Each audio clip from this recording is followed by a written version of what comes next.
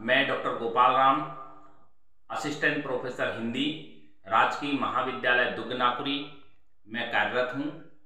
वर्तमान में मैं HRDC कुमाऊं विश्वविद्यालय नैनीताल के अंतर्गत FIP 16 गुरु दक्षता कार्यक्रम में कोर्स वर्क में प्रतिभाग कर रहा हूँ। तो इस संदर्भ में आज मैं आपके सामने में एक पाठ्य योजना प्रस्तुत कर रहा हूँ।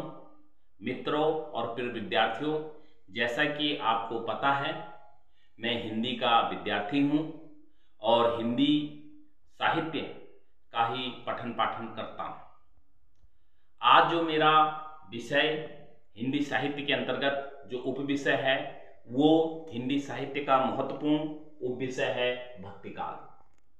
अब ये भक्तिकाल के जो बारे में हम जो बात करेंगे कि हिंदी साहित्य में भक्तिकाल का क्या महत्व है और हिंदी साहित्य में भक्तिकाल किसे कहते हैं और भक्तिकाल की क्या उपयोगिता है, क्या भक्तिकाल के कारण हिंदी साहित्य का जो हिंदी साहित्य था वो कितनी ऊंचाइयों तक, हिंदी साहित्य का इतिहास कितनी ऊंचाइयों तक पहुंचा।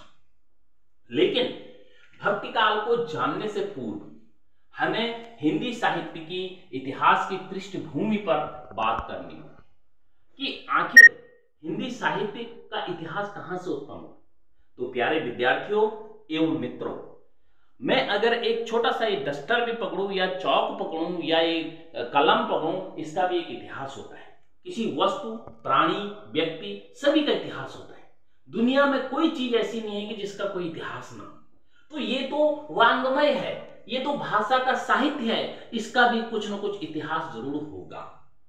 तो जब इसके इतिहास की पृष्ठभूमि पर हम जब बात करते हैं, हिंदी साहित्य के इतिहास की पृष्ठभूमि पर जब हम बात करते हैं, तो विभिन्न विद्वानों ने इनको कालगत समय के अनुसार बांटा है और ये सत्य भी है। जैसे मैं पहले इतिहासकार की बात करूंगा जिन्होंने हिंदी साहित्य का इतिहास लिखा, ग्रासदी पासी, फिर मिश्र बंधु, फिर जॉर्ज ग्रेसन ने लिखा, फिर उसके बाद धीरे धीरे करके कई लोगों ने लिखा। आचार्य रामचंद्र शुक्ल जी ने हिंदी साहित्य का इतिहास लिखकर इतिहास रच दिया और वह इतिहास प्रामाणिक माना जाता है।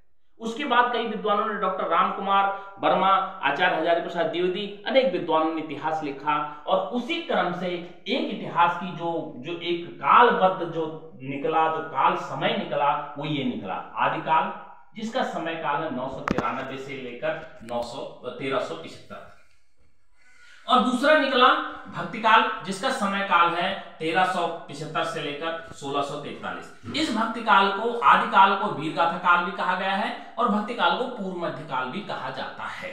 उसके बाद रीतिकाल 1643 से लेकर 1850 तक, इस काल को उत्तर मध्यकाल कहा गया है। फिर आधुनिक काल, जिसका समय है 1850 से लेकर अब तक। जब मैं हिंदी साहित्य के, हिंदी वांग्मय की जब पृष्ठभूमि पर बात करता हूं, तो सबसे पहले हमको 943 ईस्वी में एक रचना मिलती है दोहा कोश, जो कि सिद्ध जो थे कवि, जो सिद्ध साहित्य की एक सबसे पहली रचना है और हिंदी की भी सबसे पहली रचना है, जिसको सरहपाद जी ने लिखा था। ये सिद्ध कवि थे और जैसे हम नाथ और सिद्ध साहित्य की बात करते हैं, उसमें सबसे पहले कवि थे। इनको सरहपाद भी बोला जाता है और ये 84 सिद्धों में से प्रमुख एक सिद्ध थे। अब मैं बात करता हूं, थोड़ा सा मैं आपको विषय के ओर ले जाता हूं कि भक्तिकाल आखिर में है क्या। भक्तिकाल को हिंदी का स्वर्ण काल कहा गया है।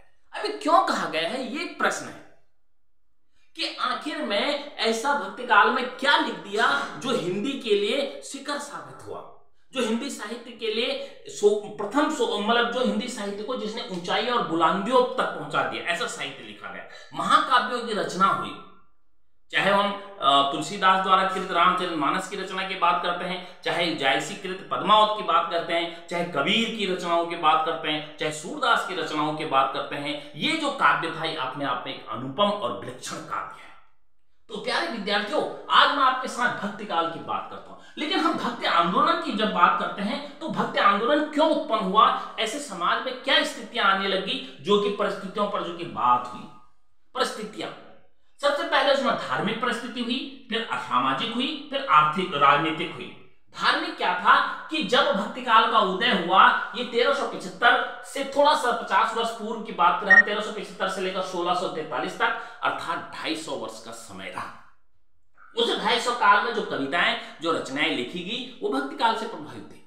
तो भक्ति काल के जो आंदोलन की जो परिस्थितियां थी, धार्मिक, मुस्लिम धर्म का वर्चस्व हो रहा था और हिंदुओं का पतन हो रहा था। तो जो उस समय के जो विचारक थे, जो कवि थे, जो धार्मिक जो लोग थे, उन कैसे लोगों को हिंदू धर्म की ओर अग्रसर करें, तो इसलिए भक्तिकालीन रचनाएं लिखी गई, इसलिए भक्ति परक रचनाएं लिखी गई। फिर था सामाजिक परिस्थितियां।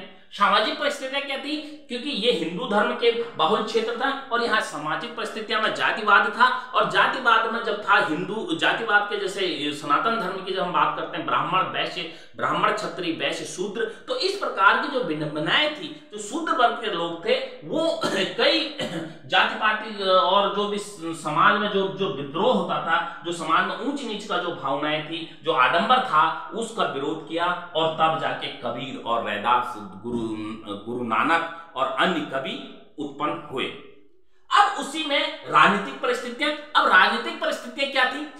समाज में जो छोटे छोटे राजाएं थे, छोटे छोटे राजा थे, और उन राजाओं ने, वो राजा आपस में, भारत में छोटे छोटे राजाओं में बटा था देश, राज्यों में, और उनके राजा अपने क्या करते थे, उनके राजा अलग देश में लड़ाई झगड़ा करते थे, और उस कारण ये सामाजिक परिस्थिति, मतलब राजनीतिक परिस्थितियां उत्पन्न हुई, और तब जाके भक्ति काल का उदय हुआ।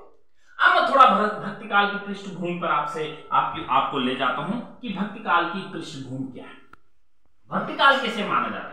भक्ति काल की जो पृष्ठभूमि है वो क्या है? भक्ति काल के भेद, जैसा हम कहते हैं भक्ति काल के भेद। अब भक्ति काल के क्या भेद है? भक्ति काल के दो भेद हैं। सबसे पहले है निर्गुण भक्ति शाखा,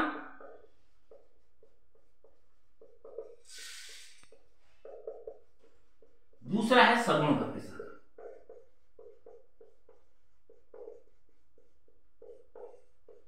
निर्गुण भक्ति शाखा के दो भेद हैं। निर्गुण का अर्थ है निराकार, जो निराकार ब्रह्म की उपासना करता है। सगुण का अर्थ है साकार, जो साकार ब्रह्म की उपासना करता है, अर्थात राम कृष्ण।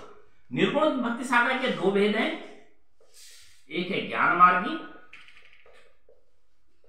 भक्ति शाखा, इसके प्रमुख कवि हैं कबीर। दूसरा है प्रेम मार्गी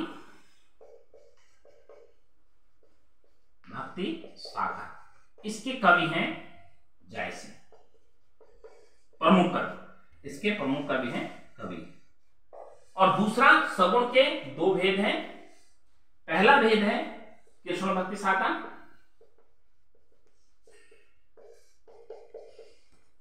दूसरा भेद है राम भक्ति शाखा। कृष्ण भक्ति शाखा के प्रमुख कवि हैं सूरदास, और राम भक्ति शाखा के प्रमुख कवि हैं तुलसीदास। तो प्यारे विद्यार्थियों, अब जो ज्ञान मार्गी जो कवि थे, उन्होंने ज्ञान को आगे बढ़ाकर कविता लिखी, उन्होंने ज्ञान की बात कही, और जैसी प्रेम की बात कही, उन्हें प्रेम तक भगवान तक पहुंचने का मार्ग सुझाया, इन्हें ज्ञान को भगवान तक पहुंचने का मार्ग सुझाया। सगुण में इन्होंने कृष्ण के भक्ति की बात कही, कृष्ण को आराध्य मानकर उन पर रचनाएं लिखी, और यहाँ राम को मानकर राम पर रचनाएं लिखी। और इसी संदर्भ में आज जो मेरा ये पाठ्य योजना प्रस्तुत जो मैं आपको कर रहा हूँ वीडियो के माध्यम से, इसको देखने के लिए, इसको सुनने के लिए एक बार पुनः मैं आपका हार्दिक अभिनंदन व धन्यवाद करता हूँ। जय हिंद, जय भारत।